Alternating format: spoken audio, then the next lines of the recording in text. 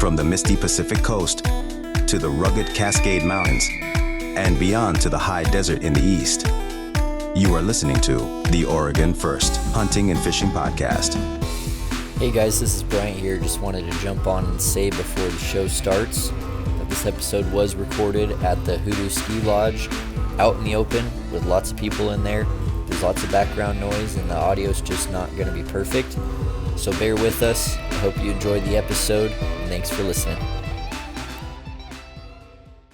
All right, well, thank you so much for tuning in to the Oregon First Hunting and Fishing Podcast. I'm out here with my co-host, Jericho. Hi, everybody. And with our guest, Candy Yow. And we are recording on location at the Northwest Mountain Challenge. We're here at the Hoodoo Ski Lodge up at the top. We tried to find a private place to record, but you're still going to hear some background noise. So it's like we're live, right? Yeah. Even though we're not live. Yeah. And this will be heavily edited because I can't help but try to make them sound as good as I can. But Candy runs with her husband, a youth and women's camp out in Fort Rock, Oregon. This thing's been growing that you guys are doing. What's the official name of your camp? So it was Ladies Hunting Camp for, 10 years, but we changed it. We've become a 501c3, and now it's Yow's Hunting Camp. Okay. Yow's Hunting Camp. Yeah, and the Yows have a history with hunting television with Extreme Desire TV, filming hunts. They've hunted all over the U.S. and they've hunted in Africa. Deep knowledge of hunting and experience in that, and so wonderful that you guys want to share your knowledge with people who come out to your camps. And thank you for, once again, coming out to Hoodoo during the Mountain Challenge to come talk with us. I appreciate it. You bet. It's beautiful. Yeah. I have a couple announcements to remind everyone that you can follow us on Instagram at Oregon First Hunting and Fishing. You could also find our Facebook group, Salem First Hunting and Fishing Club, and that's where we're going to promote our gatherings and events. We do fishing, hunting events, shooting events, just to get people together and to meet people. So we'd love to see you there. Make sure you look out for those. Our next event's not on the calendar yet, is it? No, but it'd probably be our sighting in day, won't it? Sighting in. Yep. Getting sighted in before rifle season, and getting everything dialed we back. We bring the bows too, and that's usually the weekend before bow season that we do that. So hopefully we can get it on the calendar. If you join our Facebook group, you're going to be able to see that, because this episode will be the last one to come out before that event. So make sure you get your information there from social media to figure out what we're doing next. We'd love to meet you, love to have you there. So in this episode, we're going to talk about the Yow Hunting Camp with Candy Yow. We're going to talk a bit about your experiences in the hunting world, but more specifically about what you guys have going on there at the camp. Jericho, do you want to take her through the icebreakers? All right, Candy, are you ready? I'm ready. So fishing or hunting? Hunting. Bow or rifle? That's tough. Can I answer both? Yeah. You could answer both, yeah. Archery is way more thrilling and so much fun, but I love my rifle. Okay. Deer or elk? Elk. Okay. And east or west? And we're talking like Oregon. East, yeah. Okay, Eastern for Oregon? sure. Well, that's where you live. Yeah. Have you guys been located in Fort Rock for a long time? Randy lived in Lapine. And I lived there for 5 or 6 years, but I've always lived in small towns out in the northern Oregon. Yeah. I actually drew my Fort Rock tag this year for mule deer, so I might have to ask you a few questions after we're done. So. Absolutely. Off the air, right? Yeah. We don't want to I don't want to reveal anything to everybody else. Absolutely. Yeah. So let's talk about the outdoors rewind. We just kind of like to talk about what's going on in the outdoors, and the interesting thing about this time of year is it's kind of the summer slump, but really we should be working hard getting ready for season, which is just around the corner. I mean, by the time this episode is released, bear season's going to be just a couple weeks away for fall bear. Well, it's already just a couple of weeks away because it starts August 1st. Yep. So I'm hoping to release this episode very quickly.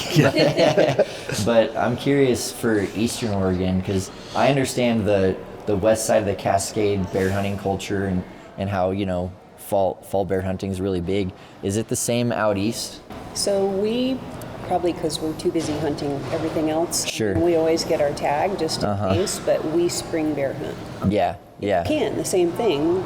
Sometimes the snow won't let you get high enough that the season's over before you could even get anywhere close to hunting. But we do prefer the spring just because of that. Yeah. Is it even like a thing that people look for, is the fall bear in Eastern Oregon? Sure. Because in my mind, all I'm thinking of is hot, dry desert, but there are lots of big mountains. So is it really like a mountain hunt for the fall? More mountainous. Yeah. And I think a lot of people too, hunting over here, is when they get their deer tag, they get a bear tag as well, and the same thing as the west side. My dad killed a bear over here on the east side when we were deer hunting. So the bear just happened to come down the trail. So was it the one? That was the one. You should tell the story. All right. What Bryant's referring to is my buddy and I had gone off. He needed to make a phone call. So we drove off to the ridge, and my dad had just walked straight back behind camp. And he said it was really, the wind was blowing through the trees. He was just sitting there and just kind of admiring everything around him. And next thing he knows, he hears a bear coming down the trail. And he sees this bear, and so he has a lever action 308, so he cocks the hammer back. And unfortunately, the bear heard the hammer. So the bear took off back up the trail, not really spooked too bad. And he sat there, waited a little bit longer. Next thing he knows, here comes this bear back down the trail. And the bear paused at 13 yards from him. And so he shoots this bear with...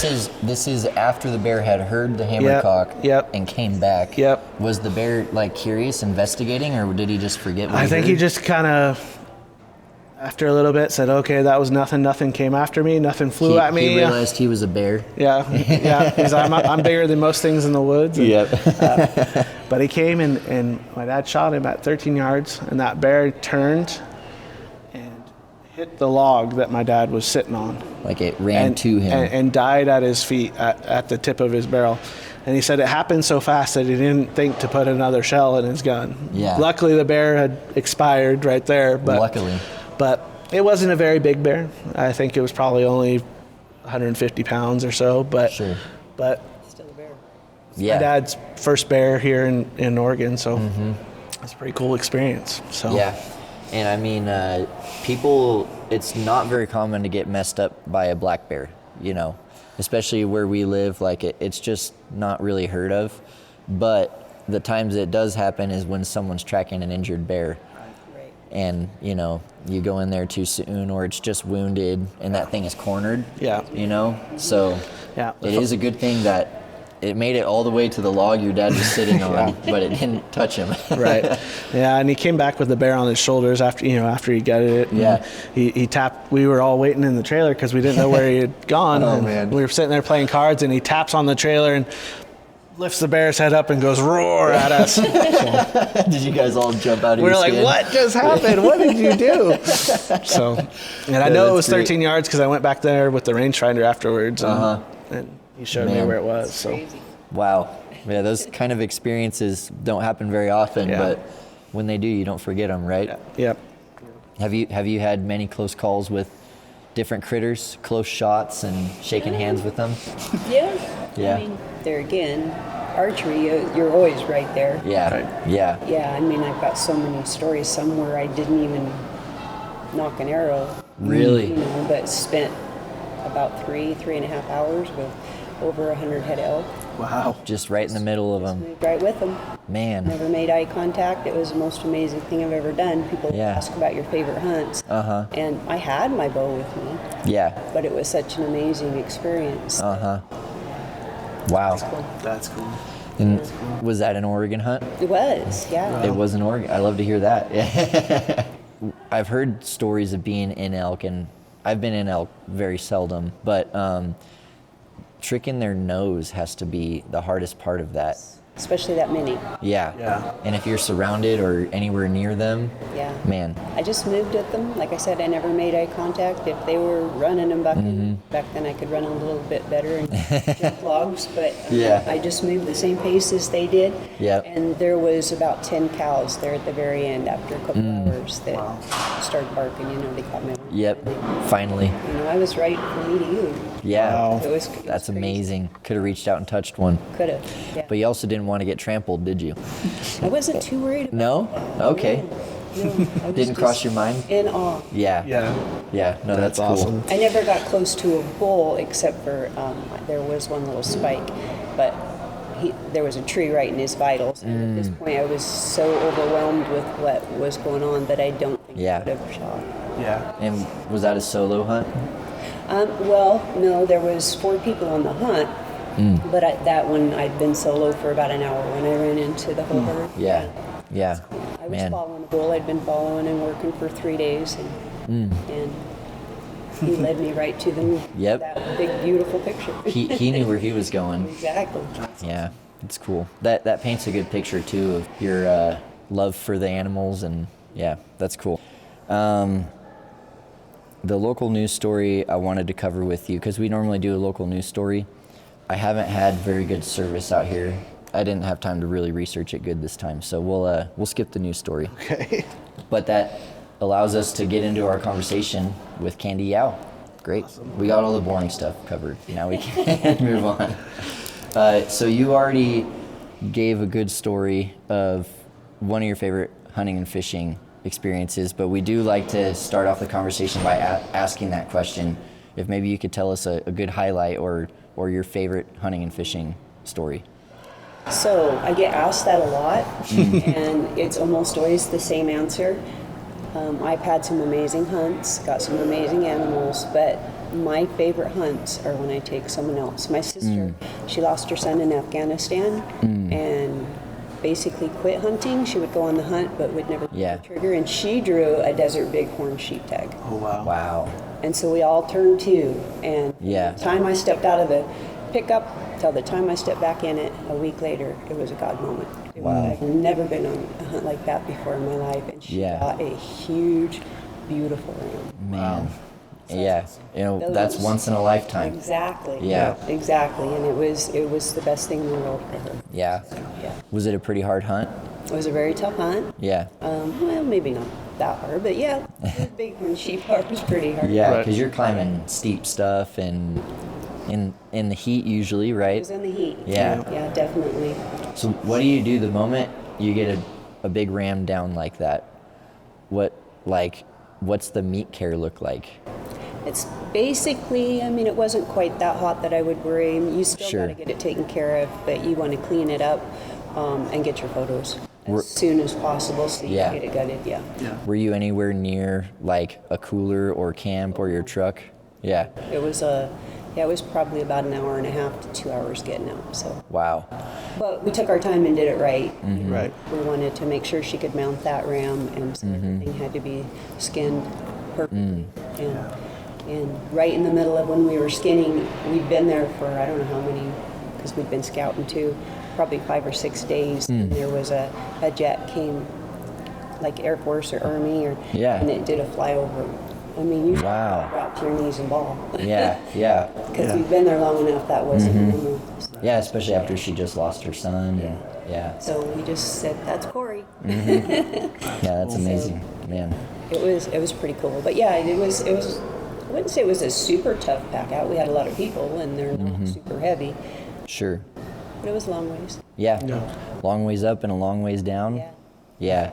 That's great. And a lot of cactus. Oh, yeah. Oh, really? This was not Oregon. This was not Oregon. Yeah. Okay. A lot of cactus, huh? Yeah, that's something I've never really considered worrying about ever. They sort of jump at you. Jumping cactus. What state was that, if you don't mind? Arizona. Yeah. People seem to be more willing to share information about sheep hunts since it is a once-in-a-lifetime tag. You're kind of not losing anything, by talking about it. Exactly. Yeah. It's just the people who are putting in that don't want to talk too much about it. 'Cause, you know, Well, I mean, in Oregon, you only have a few places, and so yeah. everybody knows those places if they're considered putting in for a tag, you know.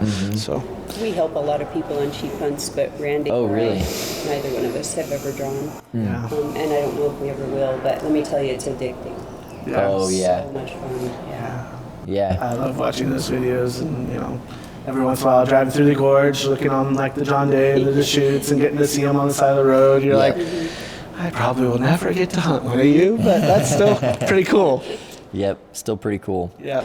Man, so you said that you've been on a lot of sheep hunts.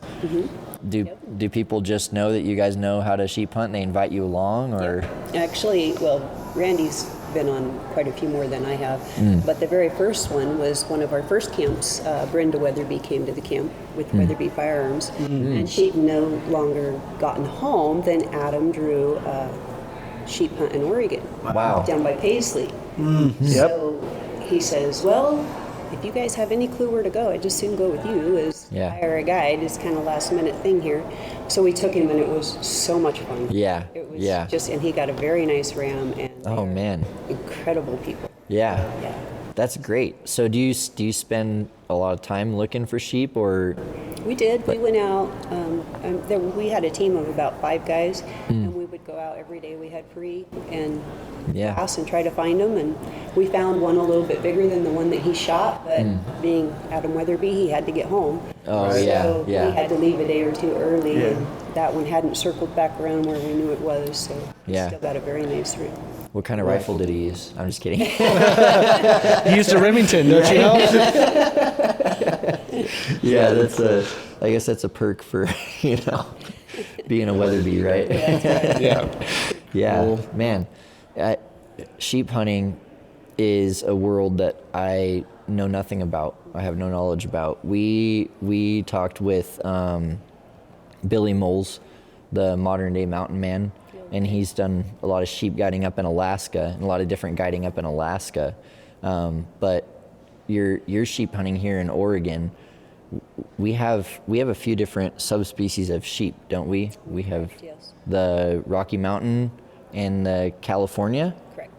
Is that the only two? Yes, as far as I know. So when you draw a tag, is it for either subspecies, or do you have to pick a subspecies The subspecies would come with the unit that you drew. because they're regionally different? Correct, yes. Okay. So whatever you put in for, maybe you want to pick the California, then you would put in for those particular units that are known for that, and vice versa. Which must be the more southern units. Well, all the sheep are planted, correct? So, or they were started, right? I'm not even sure on that one. Okay. So my understanding is when they were rebuilding the population of sheep, so they would bring certain types into certain areas that they felt would better suit that area. So the sheep that are more towards Idaho and Hell's Canyon are going to be different than the sheep that are more down here. Paisley, John Day, those different areas. So Yeah. that's my understanding. This might be something that somebody needs to correct us on. Yeah, But that was my understanding of it. When they were restocking the sheep, Sure. trying to get those populations built back up, they picked the areas where those sheep would better be suited. So Okay. Yeah. So is the Rocky Mountain goat, is that a similar kind of a hunt to a sheep hunt? I actually drew that tag. Did You you? did? Yes, in Wow. Oregon. Wow. Yeah, and that's like 2 podcasts in it. Okay. So it's quite the hunt. Yeah. But they're very unique. They're very unique and very exciting, and like, So a lot different than a sheep hunt is what I'm hearing. yes and no. I mean, Okay. you're going to be way high up in the mountains. Yeah. We're talking mountains. Although I did, he was in the, I'm going to forget the unit, Willawa Oh, unit. yeah. But I shot him in the unit, but right on the Snake River. Oh, so okay. Hell's Canyon Yeah, yeah, yeah. area. So were you doing a float? No, No. Wow. yeah. In fact, we weren't even supposed to be hunting, but you have to take that mandatory class before Yeah. for a sheep or for a goat. Right. And that was the same weekend as my ladies' hunting camp. I had 150 people, so I couldn't Wow. leave. Yeah. So the biologist said, "Well, just come on over when you have time." And Oh, that's come to the great. office Yeah. and we'll go through it with you. And so we took 2 days. for scouting. I had a huge crew of some of the best hunters in the state of Oregon going to go really on this hunt, right? And so we drove over there, took the class. He actually couldn't give me the class because there was a supposed wolf kill he had to go investigate. But I watched the video and went through whatever they needed, and we decided we'd just scout. Why not? We drove that far, so we put our tent up. And your tag is live at this point. Correct. Yeah. Yes, we were waiting. We wanted to wait a little bit so that hair and everything was good. Yeah. But we didn't want to wait too long and get stuck in the snow. I mean, there's a whole lot to it. A lot of variables. Exactly. Wow. So this was about 2 weeks before we planned the hunt, and got there too late to really scout at night. So first thing the next morning, we walk over to the ridge and look down, and there's a white thing. Wow. We were supposed to go home. And wow. We sat there and looked at it for a while, and Randy says, "It shows a trail right here, so we could probably have been there by now. We'd just get with it." So we did. 27 hours later, we came out. Oh, wow. 27 hours. Yes, we had no food. It's a very long, like I said, 2 You didn't have food, so it became a teach survival. everybody what to put in their pack. That's the class that I teach personally. We had 3 mountain ops bars. We had no jackets. Wow. We did have water, which we kept refilling ourselves. So That's we were in good. for that at a time. Yeah. Man, so it became a survival situation. Yes, it did. Yeah. Wow. Yes, it Wow. That's crazy. But you got the goat, right? did. Got the goat. Okay. Beautiful blue new crockett goat. Well, what time of year is that tag for?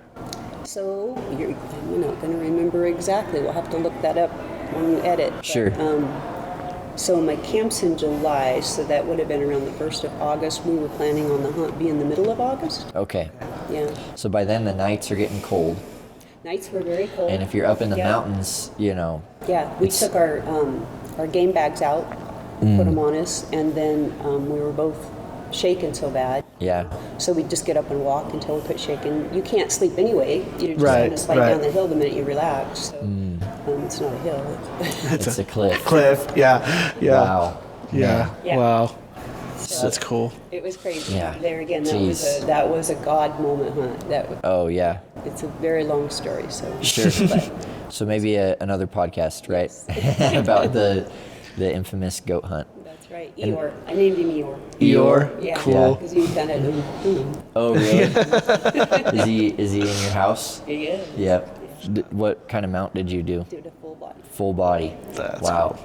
So, There again, you're never going to draw another one of those. So. Right. No, because that's a once in a lifetime tag as well. Unless you go to Canada or something, you don't get another chance. Yeah, or however Canada, that Alaska. works up in Alaska. Yeah.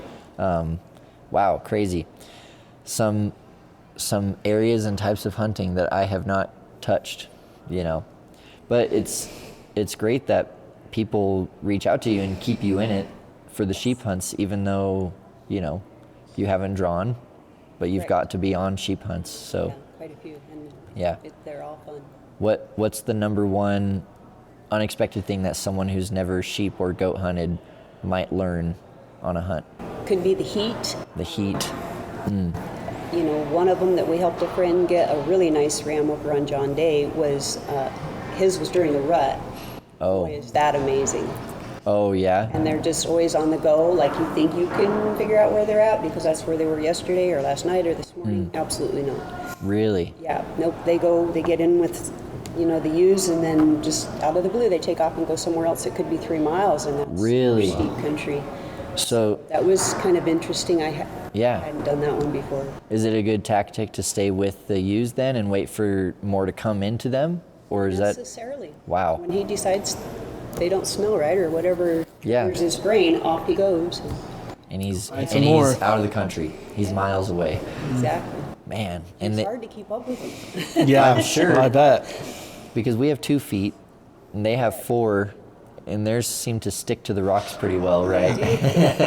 Yeah, I think God knew what he was doing when he made them. Yeah. He did. Wow. What's the primary thing they're eating up there?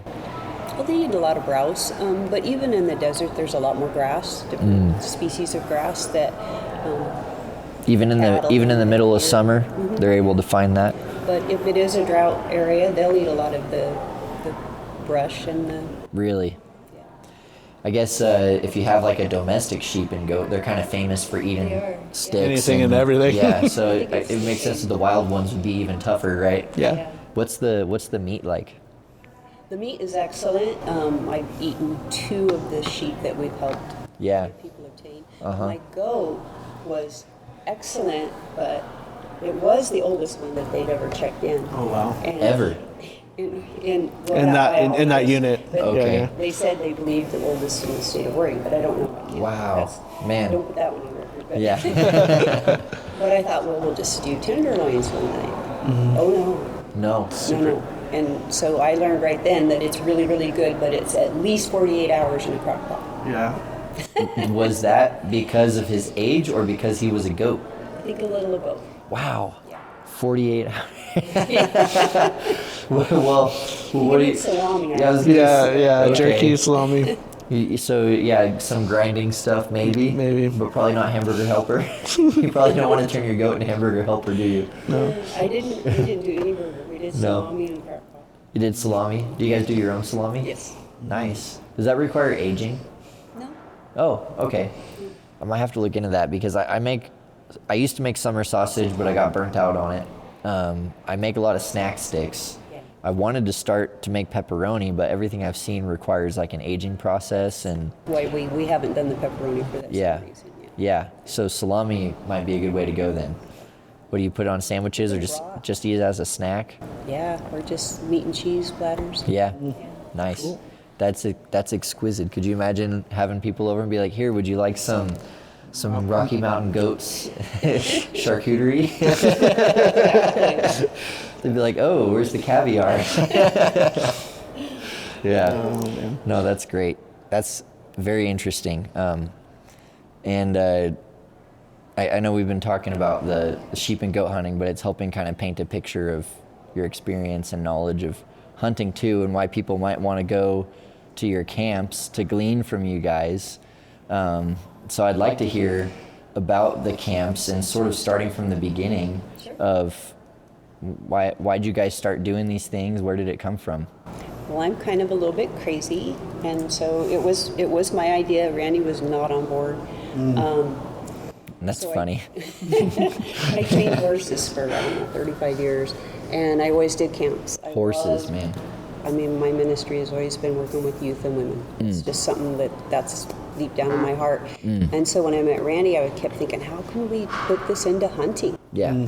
And so I said, we should do a ladies hunting camp. Yeah. I was like, no. And so we did. Here in the valley, and we had 20 ladies. They used our rifles, our pistols, our bows, which I couldn't believe we did that. Wow. But that's what we had. Right. Yeah. And it was so successful, it just started exploding. Man.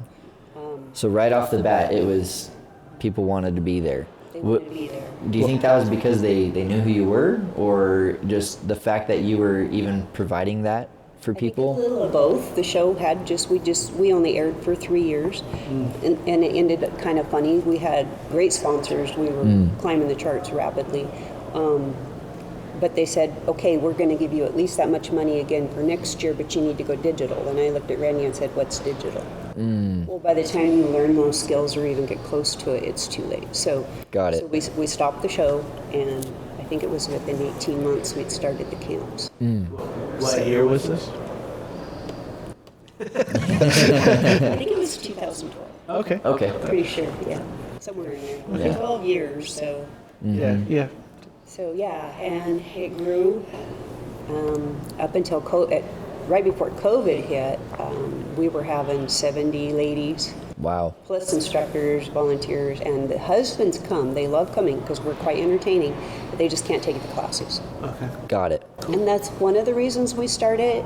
So many women have a hard time learning from a husband, a dad, a brother, and it's only because it's no different than a parent at a softball game. Right. You know, you want that person to be the very best, but sometimes you actually drive them away from wanting to learn. Yeah. Yeah. Yeah. So, and we have men instructors, but they have no tie to these women that are coming, and so far we've had absolutely no problems with that. Yeah.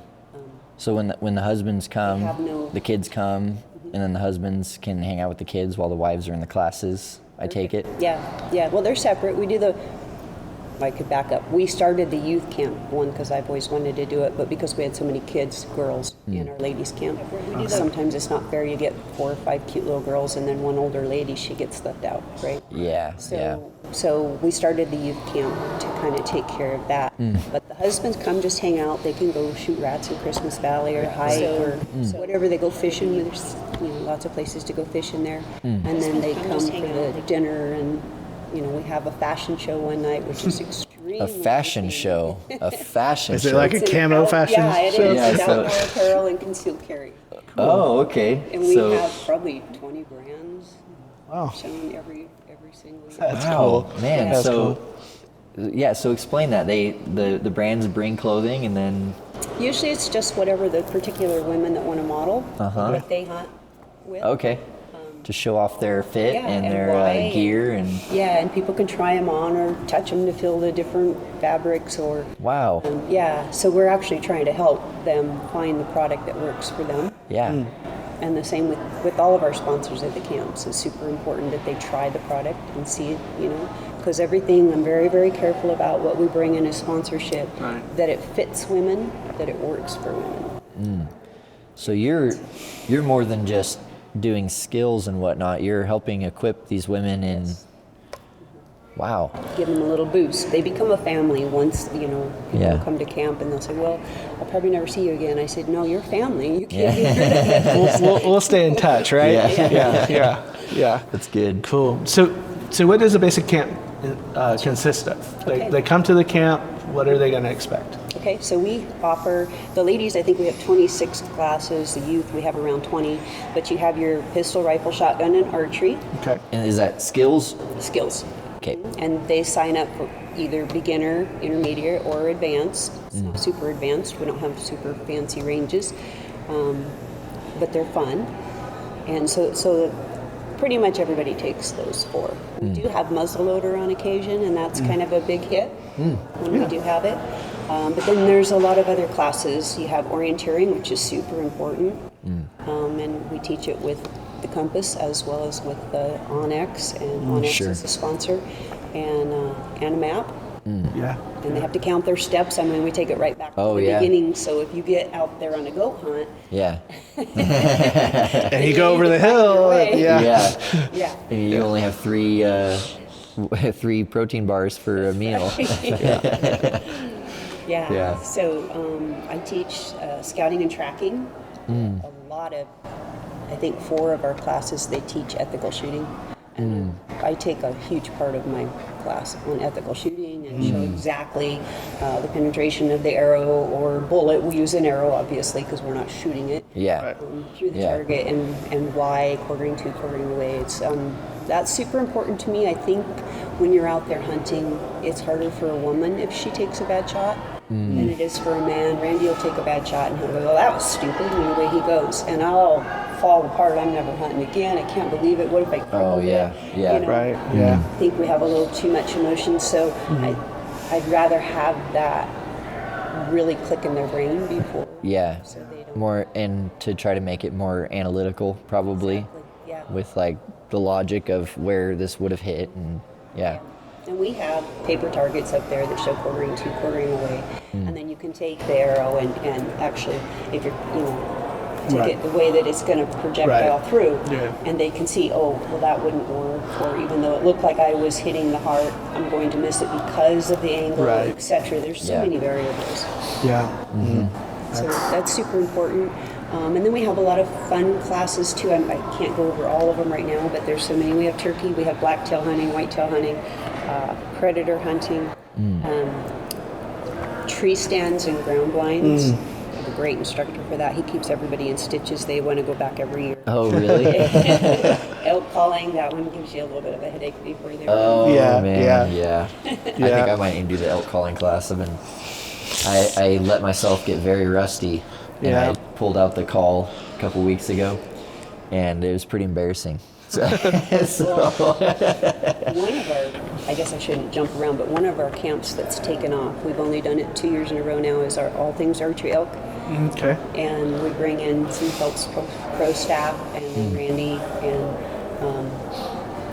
it's been amazing, not just in what they're learning, Sure. different scenarios that we put together for that, but two of the people who had struggled for so long actually harvested an elk last year after taking the camp. Wow. That's and cool. gave all credit.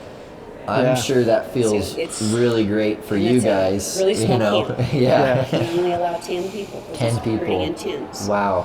But It's one-on-one. Is that like a camp? Like you're out? You know, it's not just a class. It's on your property, so Yeah, it's on you're your sort of property. out, but Yeah. But still, you're roughing it. Yeah. Yeah. You're in a tent or RV, whichever you decide. Oh, you can do an RV. Okay. So is that all your camps? Is that how Yes. the lodging is? Yes. Yeah. Okay. Okay. Nice. So no yurts or cabins or anything like that. We talked about putting some wooden foundations and putting wall tents on them, and people maybe rent those, but we haven't got there. Well, the benefit of doing it the way you do it now is they're more prepared for if they do an elk camp, you know. Exactly. Well, are you going to be taking your tent out there? Where are you going to be setting up and all that stuff? Yeah, that's great. We teach that too, how to set up a tent. Yeah. Bravo Wall Tents is one of our sponsors, and they help teach, and Yeah. we have classes on that. We also bring in, we did elk for a while. We had an elk farm in Fort Rock, and that gentleman would give us a cow every year. And then Wow. we do the whole skinning and quartering. The ladies get in there Oh, with the okay. knives. Yeah. And we do the whole skinning and quartering. And then there's several more things we'll do. We'll put a quarter on a pack and put it on their back. So many women think because they work out that they're capable of packing out a quarter of an elk or more. And Yeah. all they're going to do is hate hunting. Yeah. So, and then we do have a processing class and a cooking class now, so they they can see that animal go from Field shot to table. field to table. Yeah. And I think for the women in particular, that's really important. Yeah. Yeah. Is one of your intentions with this hunter recruitment, like recruiting women and helping make that bridge easier, or is it more for equipping the women who are interested but maybe don't see a path into it, or like what's sort of the main customer, I guess? Yeah. So I think, so every single conservation group that I know, in their mission statement, they say that we need to protect our hunting heritage. Yeah. And that's super, I'm Yeah. really big into that too, so I'm really passionate about that. And I see, even though women's the fastest growing segment of our outdoor industry, I see it kind of dwindling. Like they'll get into it and then they'll kind of get stagnant and get back out. And so it's double fold. So you can bring them in and get them excited, but then they'll have a couple of years where hunting's not going so good or whatever. And so then that's where we bring this family in. You are now part of our family, and we're going to support you and help you however we can. Yeah. And so that keeps building them and getting them more excited and getting, working harder. Like you said, to get in shape for hunting season, we needed to start way back when. Yeah. And you got to keep it going through the year, and sometimes that's hard. Yeah. So I think it's a little of both. That was kind of my wife's experience. Her grandfather hunted, but her dad didn't hunt. And so when we got married, she started going with me. And then she picked up a rifle deer tag for a while, and then we didn't really find any success. And so she's like, well, I want to bow hunt with you. So I said, okay, well, we'll get you a bow. So we ended up just buying a cheap bow off of Amazon, which I don't necessarily recommend this, but it worked. And so we got her good cut on contact broadhead, and within we had hiked for 8 hours on opening day of elk season, and here comes this little 3x4 bull coming in, and I almost goofed it up because we were just walking down the road at that point and heading back to the truck, and she's getting tired and like, I don't know about this, and here comes this bull, and I spooked him, and he turned around, went back in the reprod. I told her, I said, I just saw an elk. And I look back there and she's looking on her phone. But I said, get over on the side of the road. I'm going to try to call him back in. So I called him back in, and he paced at like 60 yards. Well, we had an agreement that she couldn't shoot over 20. That was our agreement with this little 50-pound Amazon bow. I said, you cannot shoot over 20 yards. That 3x4 bull paced up there at about 60 yards for 45 minutes. And he would stop, and he would rake, and he would chuckle. And we're standing on the side of the road in the open, so we couldn't move. Correct. And every time he'd turn away his head to rake again, I would chuckle, and he'd lift his head back up. And so finally I said, okay, I'm going to let him walk. And so I let him walk down just a little further, and we crossed the road and got up on the hillside where he was at. And I called him back, and he came straight on. And I was like, okay, I don't want you to take that shot. That's not going to go well. So I was whispering to her. That bull came into 12 yards, turned broadside, and there's one little limb over his vitals. So she lets go the arrow, hits that limb, vroom, off goes the arrow. And she's thinking, now what? You know, that bull turned around. He didn't go further. He just did a complete 180. And I said, shoot again. Get another arrow, shoot again, out loud. And the bull perked his head up when I said that. And then she shot him and heart shot him. And so that was her first ever elk experience. Yep. Well, since then we've had 2 kids, and she hasn't really had that chance to get back out. And so kind of that, you know, kind of a high moment, and then now realizing that hunting is not that easy. You know, she started off with the hook, you know, like with her first ever archery elk hunt ever on opening day, having that awesome experience, you know. That bull ran 40 yards, died in a open meadow, and so. See, that story just gives me goosebumps. Yeah. This is what happens when we go hunting, because we hunt way in the middle of nowhere, so you don't have service. And every time we get where there's service, I'm so excited to look on social media and see how many of my ladies have harvested something. Yeah. Or asking for, you know, they'll text me or send me a message. What do I do? I was in this situation, and I was here, and it's so. I just get excited about that. I love to see them be happy and to be able to take care of their family. Yeah. With that, though, because it sounds like you see that a lot where it's hard to stick with it, what sort of encouragement or inspiration or what sort of role can you even play in helping someone, like we're talking specifically about women in the outdoors, and we're talking about our wives, you know, to keep that fire burning even after, you know. You got to get them involved. I don't know if it's joining an OHA or MEF, Turkey Federation, you know, get them around other women where it's fun and they want to do it. Having children is hard to continue that. That's, you know. Because Jericho and I both have young kids, so you've got 4 and 2, so. Yeah, I've got 4 and almost 2. So it's a hard season for us. It's not a hard season, it's a wonderful season. Yeah. But in regards to hunting and time in the field, and like we both take our kids with us as much as we can, but there's so many hunts that the kids just really can't go at this age.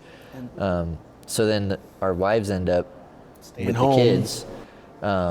So, you know, it's not really the way that we want it to be, though, because I know for Jericho with Ashley, you'd love it if Ashley was out there hunting more. So I don't know what kind of, you brought up a good, you know, it almost like accountability, I guess, when you're in the group, right? Right. Right. Or like the ones that come to camp, and then they'll say, oh, you know, and I love all of them. There's no bad excuses. One lady's a heck of a hunter. She broke her heel and she kept re-breaking. Oh. And how do you hunt with a broken heel? That keeps re-breaking. Yeah. Ooh. So there are all those struggles, but she was so passionate about it. She stayed with it. What we do with our grandkids and now great-grandkids is we try to camp where at least the mom and the kids can be a part of the camp. Yeah. And you may have to drive a ways in a pickup or a buggy or a really long hike to get to where you want to hunt, but it kind of brings them in and makes them part of the camp. Yeah. I mean, other than that, you just kind of have to wait till the kids are ready and get the kids excited about it. Yeah. And youth camp is a good way. Yeah. We Jericho and I had this big idea of taking our families on opening weekend of elk and doing a big camp. But then as we talked about it with our wives, they said, so you mean that you two are going to go out and hunt all day and we're going to be at camp taking care of the kids and the dogs? And so they're like, I'd rather go hunting with you. I don't want to stay at camp with the kids. Like, well, so I guess that means we're kind of in a pickle until the kids are a little older. That's that's why I hunt with hounds, and so that kind of hunt, my wife can come with me. Exactly. The kids can come with me because we're not stalking an animal. The dogs are doing the work, and so sometimes if it's a steep canyon or something, I say, okay, you guys, I'm not gonna go. You're not gonna go with me down to get the dogs. So but if it's flat, and I say, okay, come on, and I carry my 2-year-old and try to go in there, but that's good. That's fun. Yeah. So you obviously being a woman in the outdoor industry and just the life mission that you lead, it's pretty obvious that women in the outdoors is pretty important to you, and you take action in that. What are some of the challenges that women face? Like, we've already listed a couple, having kids and being the stay-at-home mom, but like, are there other things that are barriers? Yeah, there are. Even just take like Randy and I. It's impossible for me to keep up with him, and if he gets excited and takes off up that mountain, I'm not going to be there when he gets to the top. I'll make it. I'm fine. I'm not afraid. It's just that I'm not going to be there. On one particular hunt, I had to actually chew out a guy because he was so upset with his wife. And I just brought it down to very simple. I said, just take 5 or 6 strides, right here, right now. Just take 5 strides. And he did, and I told his wife, now you do the same one. She's taken almost 2 steps to his one. Wow. And so it's not all about being in the best shape. We're built different. That's how God created us. So I think that anytime that they feel they can't keep up or they're holding you back or something like that, that's kind of a little bit of a barrier. Yeah. I mean, there's a lot of things. A lot of women don't want to hunt when you go away. Like, we pack in. We used to pack in a lot. We don't a whole lot anymore. But, there's no facilities. I'm usually the only woman in camp. It's not a big deal. I can handle it. Some can't. Yeah.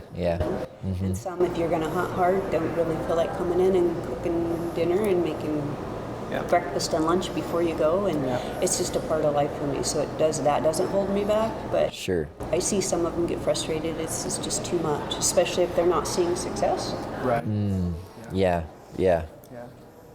Definitely. Success fixes it all. But we can't always have success. Sure. Do you find is there any part of you that tries to light the fire for those women who aren't extremely motivated, or are you just really the women who already really want to be out there? Those are the ones that you're trying to help. Because I'm thinking of like my wife, for example.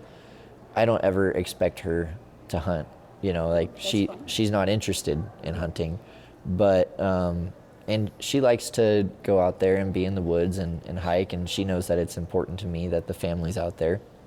But maybe she doesn't necessarily have that drive on her own to want to be out there. It's more of like she's doing me a favor.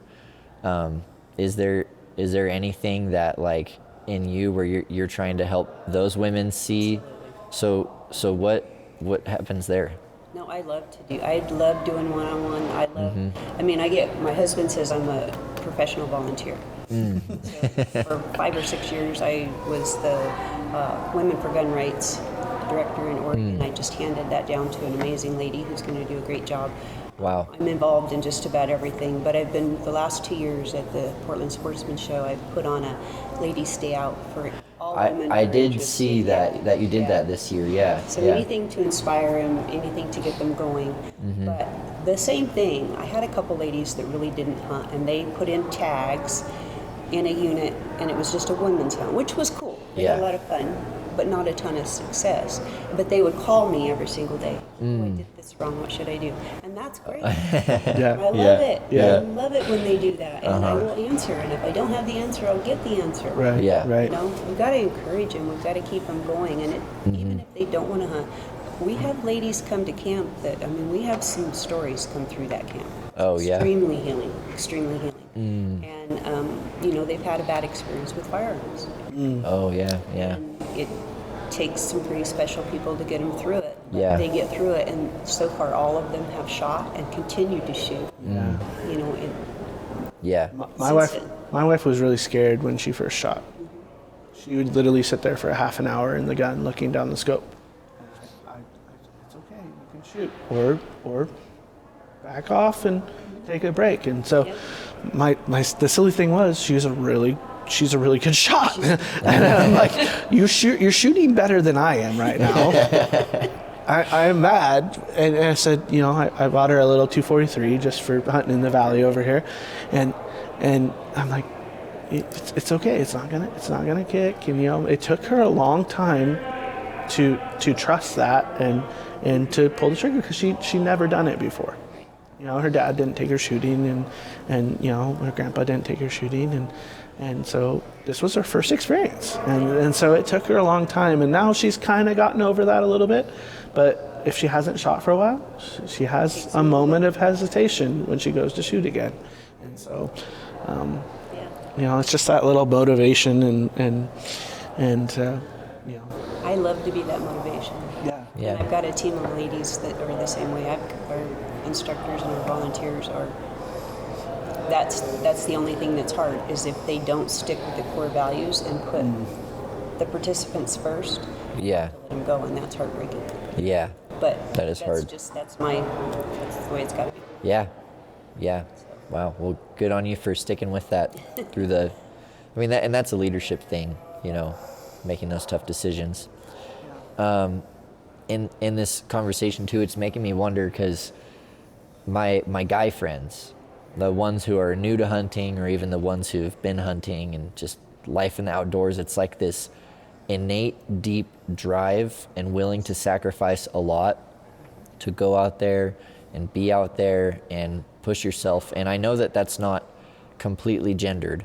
Like there's plenty of women out there who are like that, but I know more women who are not like that than guys. Yes. And so from your perspective, is that kind of drive gendered? I think it is. I think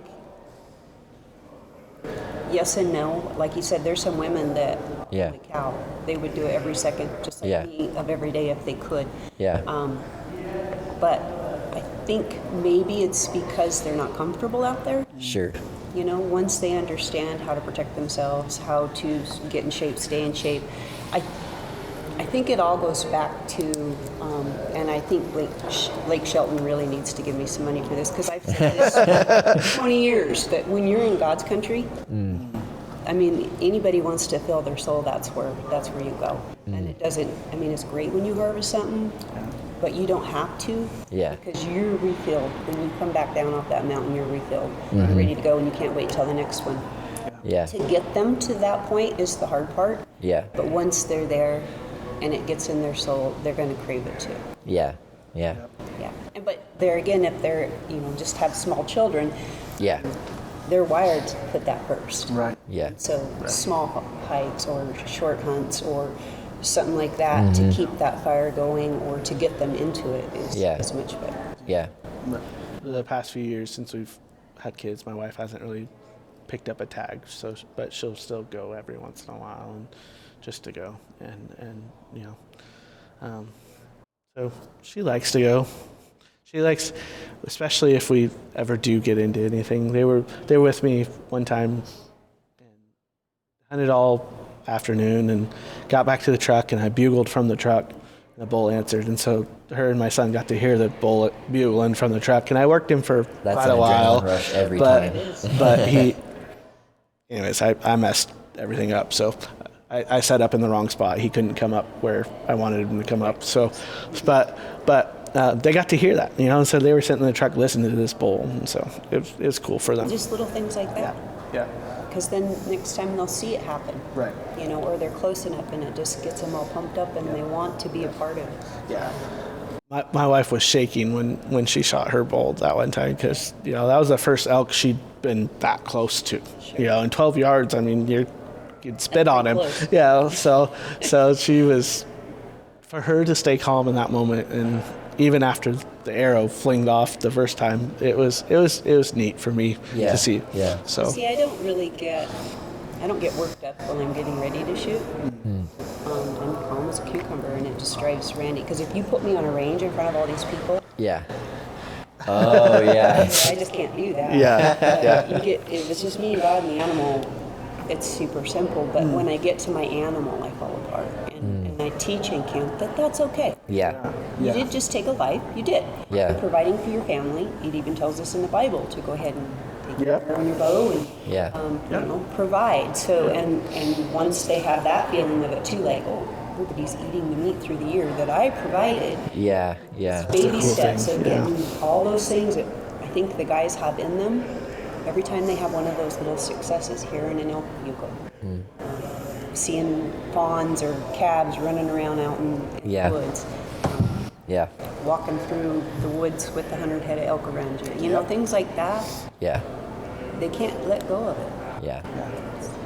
That's cool. That's one thing that, another challenge in helping get my wife in the outdoors is being willing to tough it out in the weather, especially being on the west side.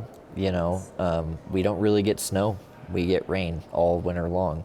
So in the winter time, there's not really like a clean, dry time to be out there, or even for most of the fall. And that's pretty hard for my wife to feel the motivation to push, you know. And I guess that might be part of where that drive question is coming from too, because I've learned to love being wet and pushing through, and you know, it's... I don't have that. Okay. That's probably my biggest setback. Once I'm cold, I have not a lot of feeling in my hands. Once they go white, I can't pull the trigger. I can't shoot my bow. So I have to stay warm. And it gets worse every year. You can put hot hands in them and hike clear up to the top of that, and I'll still have white hands. Wow. Top. Yeah. But I think for women, once they're cold, they shut down. At least the women I know, that's why I think they started coming out with those vests that have the little heated vests and socks. So, and we hunt in some nasty, nasty weather, but that's my biggest hurdle right there. Is the cold. Warm and comfortable. Yeah. So comfort, big deal. Big deal. Okay. And you know what? I know, not to like, you know, speak too specifically about our wives as much, you know, that's just our point of context, you know. But those are the only women we know that. Yeah, exactly. It's the only woman I hunt with. But you know, she definitely cares a lot about comfort, and you know, that I think that might be another barrier is that I don't care about comfort. Jericho slept on the ground last night here, just under our booth. Like, no, he just slept on the ground, and you know, like we just kind of do things. We just kind of do what we have to do. Take your wives. You've got to put a little more. Making them comfortable. Tents are plenty comfortable, you know, and that's not a lot of work to set up. And take. But yeah, I think comfort is huge, because you're taking them out of their comfort zone and putting them in your world that you want to share with them. But if they're miserable the whole time, they won't go back. So baby steps there again. Make them as comfortable as you can, and then just try to let that get in their soul, and they'll be sold. And that comes on me, Jericho, as the husbands of the household, to, you know, make it more appealing, comfortable, to take on that burden. I mean, for example, when I took my kids turkey hunting this year, my wife was out of town or something. I don't remember why she wasn't there, but I took my two kids, and so I had my backpack that holds a baby in the back of it with my 2-year-old. I had a kid inside of it. It was full of all this gear and water and snacks and diapers and all that stuff. And I had my ground blind, and then I had my bow. And so I do have a picture of this, but so I was just covered in gear. I looked like I was carrying my life on my back. And then I was really proud though of my 4-year-old, my son, because this was the first time he ever like walked through the woods without me having to hold his hand and carry him over stuff. You know, we were moving slower, but he was stepping over sticks, and he was walking through bushes, and he was following along behind me on the deer trail as we're getting into the spot. So that was a really special moment for me. But just to paint a picture of the amount of extra effort I had to put in, my wife wasn't even there, but that's what I had to do to get my wife to allow me to take the kids into the bushes, It is a lot more work. Yeah, and I will say to anyone listening, a huge hot tip for taking your kids hunting is to have a ground blind. That is a game changer, especially when it's raining, and it can keep them out of the rain a bit. But all that to say, though, it takes extra work, but it's so worth it, because it was so rewarding seeing my son, walking through. And a really funny moment from that hunt, we were hunting close to some farmland, trying to get them into the trees, and these people had chickens. So we were sitting there for an hour. I'd given them a bunch of snacks and, tried to keep them occupied and quiet. And I'm trying to do hen calls every once in a while. And this rooster starts crowing. And that rooster crowed, and my son's eyes got huge.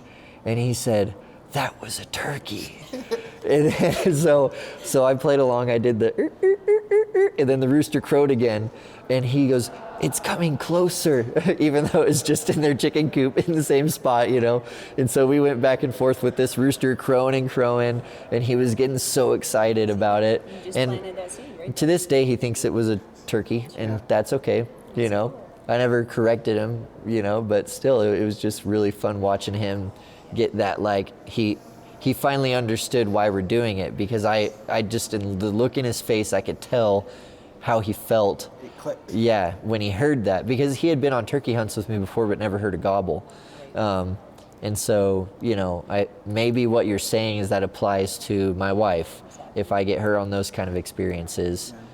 Well, when my wife killed my bull, I called him, and him and his wife Megan came out. She's a city girl. She had to come and confirm for herself, see with her own eyes, that it was my wife that killed this bull.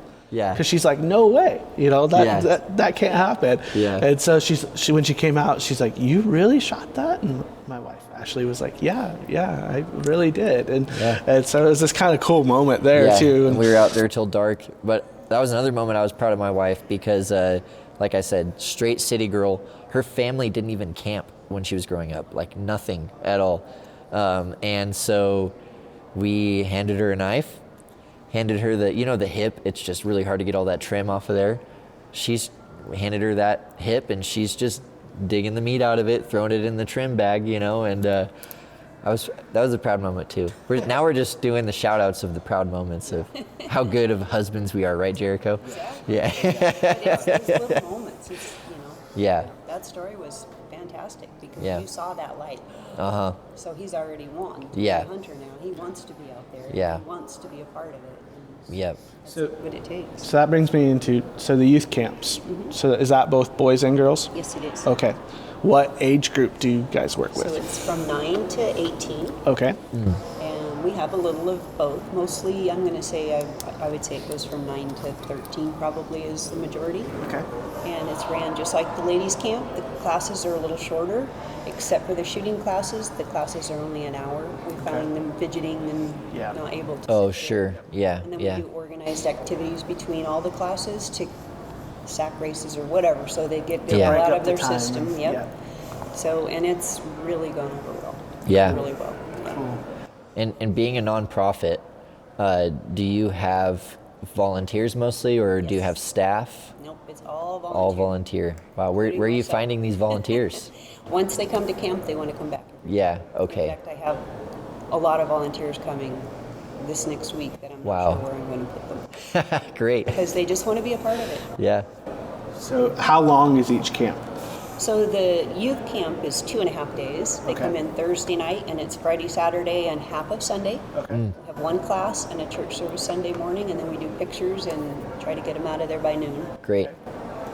And the ladies' camp, because we had so many ladies, is longer. They come in Wednesday night, and it's 3.5. So it's all day Thursday, Friday, Saturday, and then half a day Sunday. Half a day Sunday with the church service wrapping it all up. Correct. Yeah. Yes. Cool.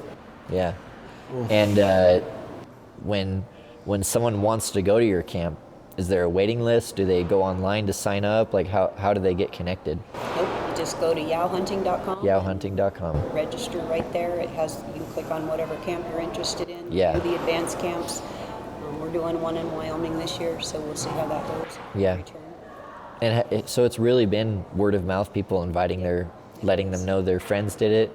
Yeah, because a lot of, you think of like a church camp, it's like there's a bunch of churches everywhere sending kids. Right. So it's really cool that this is just someone wants to send their kid there, or their wife, right, wants to go. Yeah. Huh. So we have this last couple of years, a lot of people are finding it. This is a good subject to talk on. Last year, so I'll go back to that. They're finding it online. Got it. For how to learn to hunt, and it's one of the first ones that pops up because we teach all aspects. We're not just archery or just this or just that. It's how to hunt. Yeah. Last year, I would say 50% of the ladies that came to the ladies hunting camp were from the city, really hadn't shot and had never hunted, but really they have children and they want to raise their children healthy and organic, and that's the way the world is turning. And had to pull my instructors aside and say, remember the deal here about them. Yeah. So whether you know what you're talking about and they don't, you dumb it down, or that's the wrong words, but go back to the beginning and start over. Because we want to grasp these ladies to keep them going in this. Yeah. And it turned out really, really well. I learned so much from them. Because we do take things for granted. Yeah. Wow. Do you help them figure out like the tagging system and picking your tags and all that stuff? Yes, we do have a class on that. Wow. So you just kind of have a class on everything that you could need. Yes. The whole gamut. Pretty much. And do they choose the classes, or do you, Yeah, and so that can make it hard because there are so many classes. But that's also usually why they return. They'll usually return 2 to 3 years. Okay. To take the other classes? Yeah. Wow. Or step up to an advanced. They could almost end with a certificate of some sort, right? They should. If you take this many classes, you're a certified beginner hunter. How's that? That's good. Wow. Yeah, trying to think of, I'd love to hear, anything more you'd like to share about the camp, stuff that maybe what makes it unique. You've already shared what makes it special, but is there any more info about the camp that you'd like to put out there for people to know? I think it's just a great, you don't have to be a beginner, you don't have to not know anything. You can be an advanced hunter. Yeah. And you're in a slump. And there again, reaching out to your husband's probably not going to work. So come to camp. You're going to have a blast, and our instructors are probably going to get you through that slump, and then you're going to be sailing. Everybody goes through slumps. Yeah. But I think it's just trying to get that passion, get them to love it like we love it. They obviously want that, or they wouldn't show up. Yeah. That's a great point. That was what turned Randy on at the very first camp when we had campfire. 3 or 4 ladies told stories, and transformation stories. Wow. And he says, "Okay, I'm sold." Yeah. Wow, that's great. That's and great. We still do that. We have a campfire.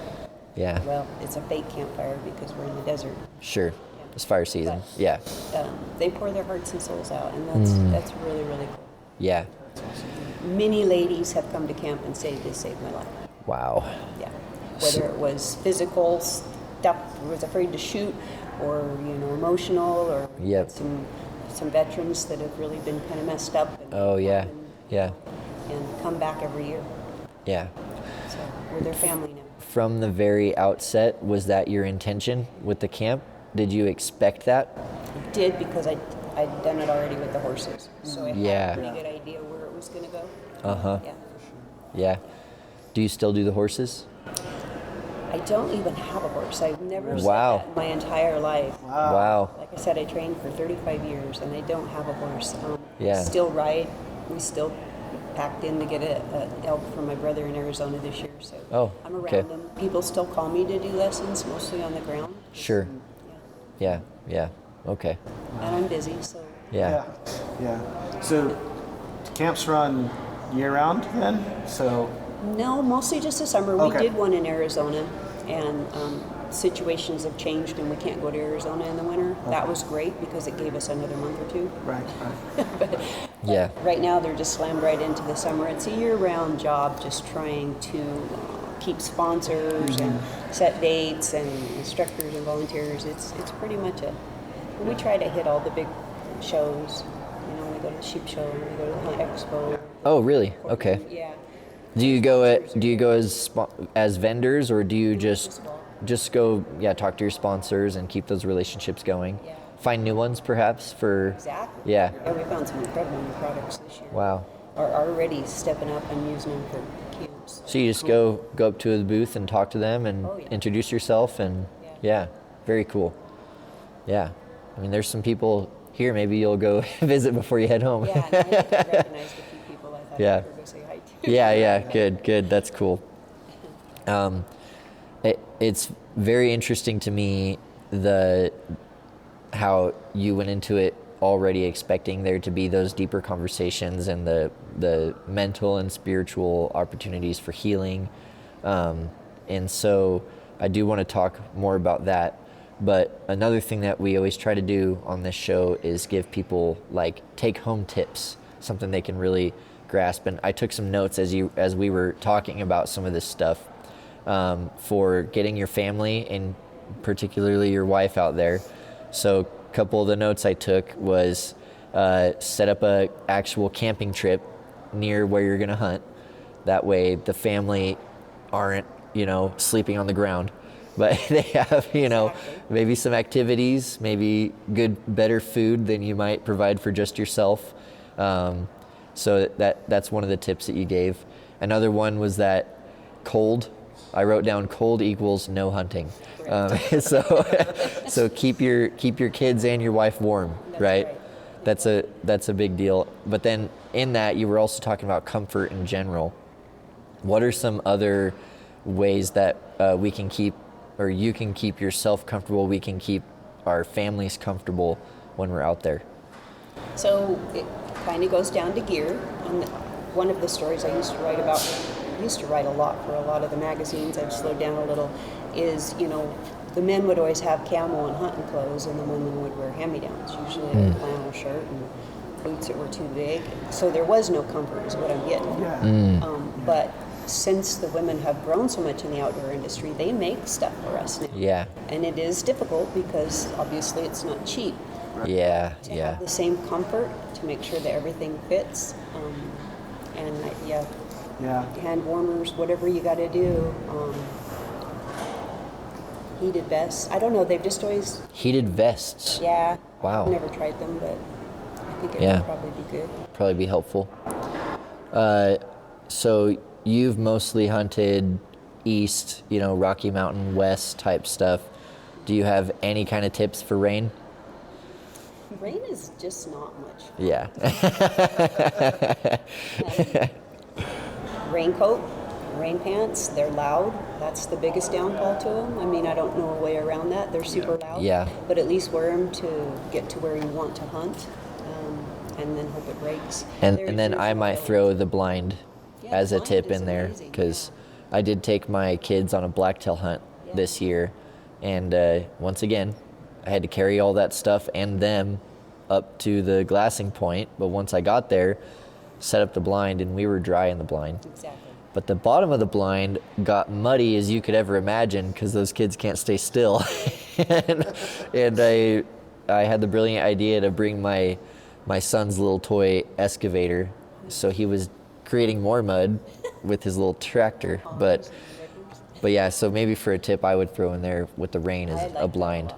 Yeah. I've never hunted in one, but particularly turkey, blacktail. Yeah.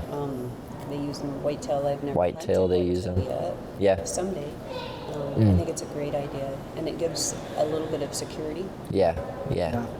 That way you're not wondering where your kid's wandering off to. True. Yeah. So Yeah. you're confined to the blind and. Or even getting them to sit still. Right. Our grandkids go with us on all the hunts, but until they get about 6 or 7, they're going to blow animals. Yeah. I mean, they're kids. Right. Yeah. On purpose. Yeah.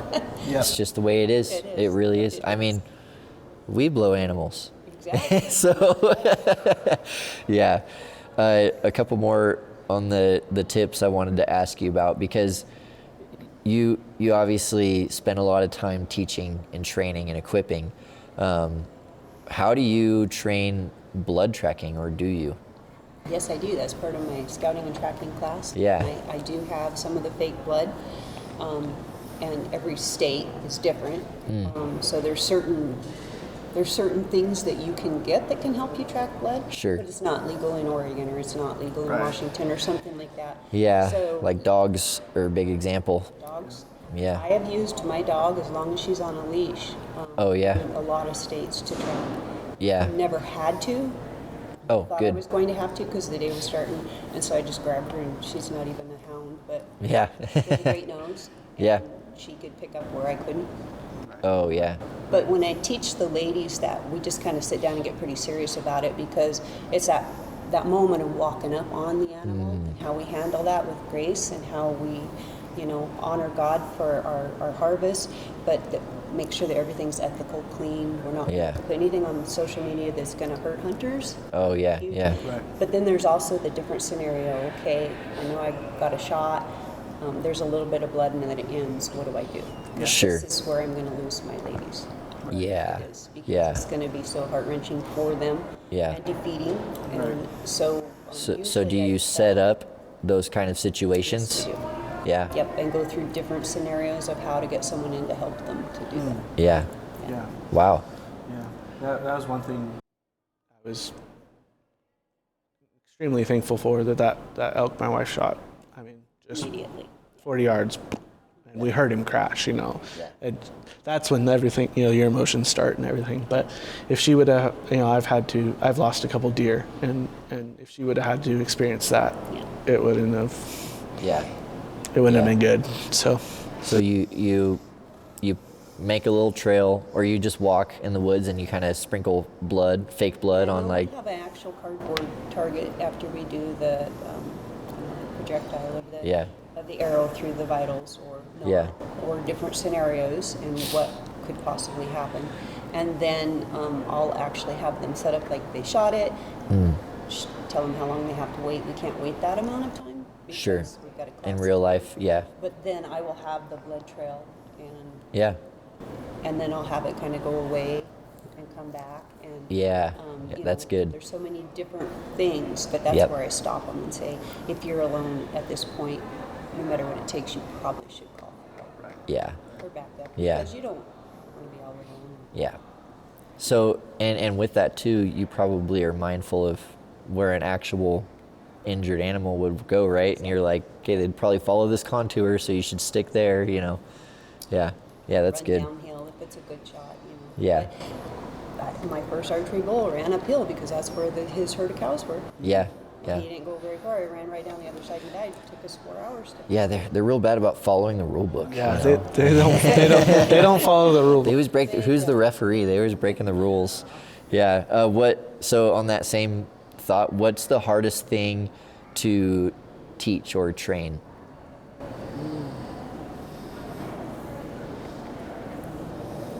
I don't know. Okay. 'Cause Yeah. I think I love all of it. Yeah. I'm not real good with a compass. Let's go there. I've Compass. just been so reliant on my Onyx. Oh yeah. Yeah. So I can do it. I've done it quite a few times, but if I had to teach someone something, I couldn't Sure. teach it. Sure. Yeah. That's just not. And I think there again, women and children, since we do have Onyx, the best tool that they could have is to turn on their tracking. Yeah. Yeah, that's helpful. Extremely helpful. Yep.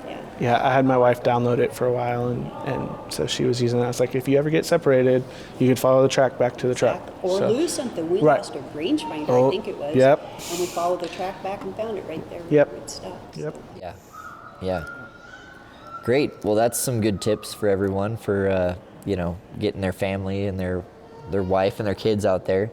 So getting back to the more serious moments of the camp, because people are coming for learning how to hunt, so they might not expect this big, powerful, important moment to occur. And you said from the get-go you were expecting that.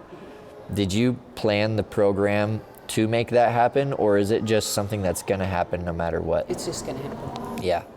Yeah. As they're together, because I am like, what's your story? Oh yeah. Literally say that, but maybe I'm asking that. Yeah. I can tell when someone kind of needs to talk, or has something from way back on their mind. Very, very. Yeah. compassionate about people and their feelings. So, but I don't think I'm putting that out there. But I think so many times women come into something like that so they can just get everything out. Yeah. And then we have the team there. Yeah. The instructors and the volunteers. I have a team that are always right there, even if I can't be there, to sit down and we talk them through it. We love on them. They're part of our family, and then we always pray for them. Yeah. They know that we're always praying for them. Got it. Yeah. Yeah. And it doesn't take away from the day. This is almost always at night. We've had a few incidences on firearm ranges where the person was literally scared to death and maybe did some unsafe things, more out of fear than because they're trying to do something And that's wrong. because of past trauma? Correct. Wow. So the instructors have to handle that right now, Right. almost abruptly, Yeah.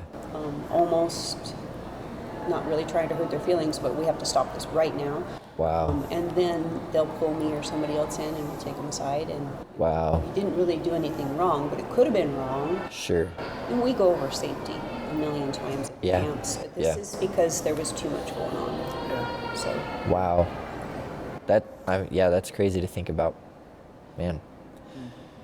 Because it's like the firearm becomes like a trigger for some sort of panic attack or something.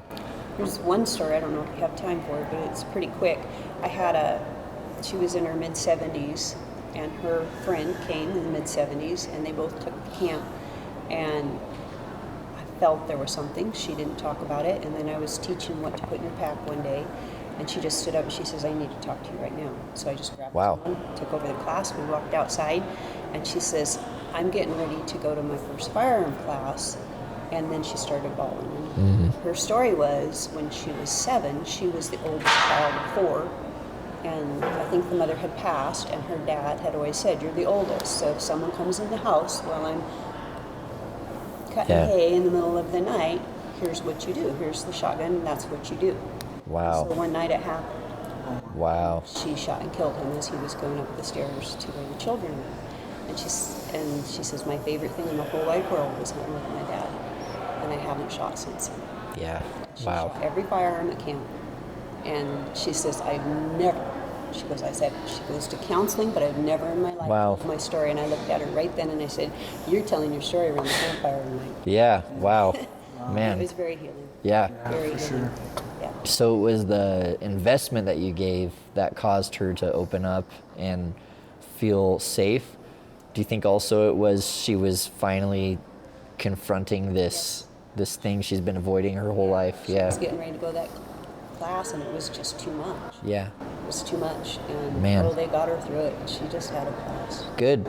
75. Wow. I think it was 73 or 75. Amazing. Good for her. Imagine carrying that for that many decades. Years. Yeah. Wow. Wow. Man. Well, that's super encouraging, and that leads perfectly into the final discussion of the show. We always ask our guests about your spiritual connection to your life in the outdoors, and so could you share some of that? Absolutely. I grew up basically without a father, and so my Heavenly Father has been with me since day one, and Jesus has been part of my life, my whole life, and that's what I live for. And that's what I see when I go out there. We did a church here a couple years ago, came in and were the speakers, and they asked us, how do you find God in the outdoors? And I just jerked the microphone away from Randy and took it because it just, it just came. There was something planned. But my answer was, how do you not find God? How can you look at this hillside right here and not feel that majestic, overwhelming, wow. How did he create it? How does he keep it going every day? You've got oceans, you've got rivers, you've got skies, you've got sunrises, sunsets, you've got these amazing animals. Totally amazing animals that we see. The bugle, the whatever it takes that gets us like that wow moment, right? And yet he does that for everybody in the whole world. So how could you not? Absolutely. Man. That's why we do it. You know, I can't imagine not seeing that anymore. You know, I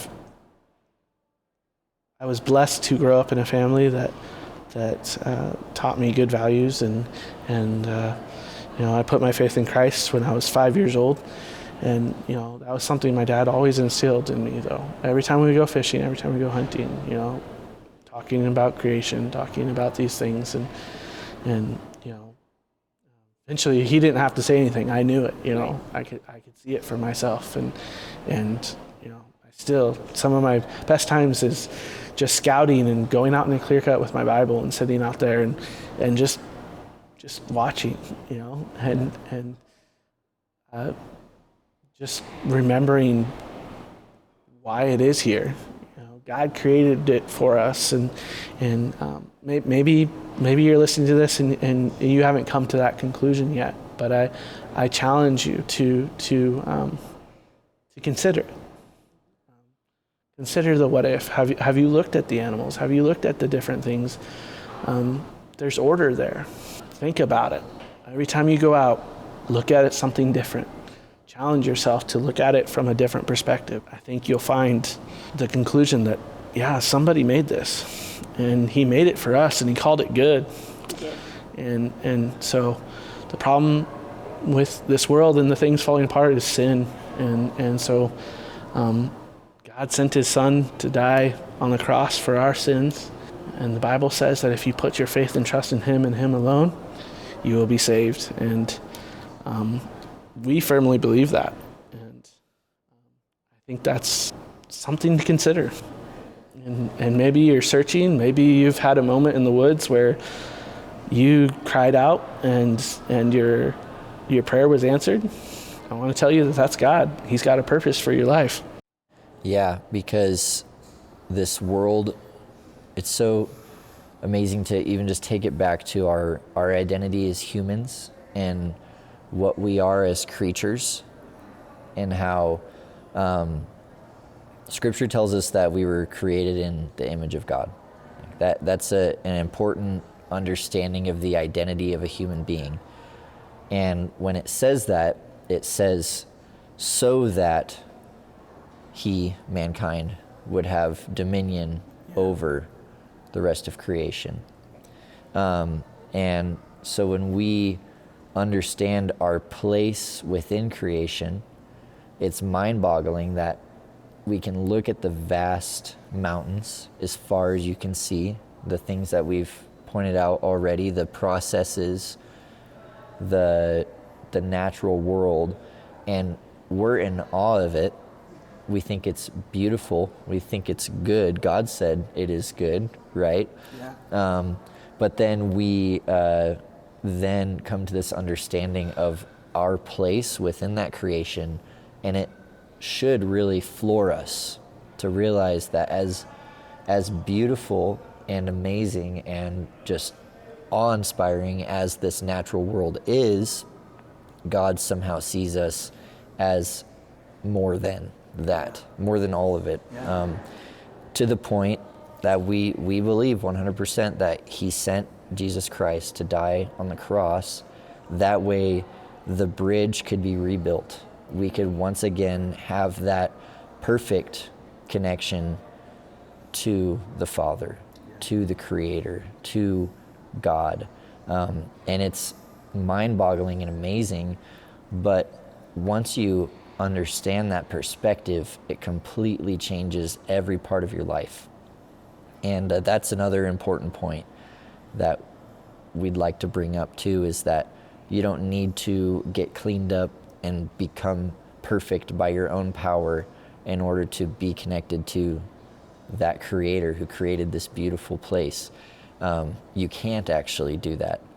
The only way to do that is through Jesus. He said, I am the way, the truth, and the life. No one comes to the Father except through me.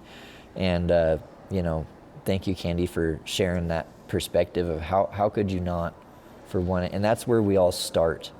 And that's the beauty of this life, and everything is pointing toward the reality of our wonderful Creator.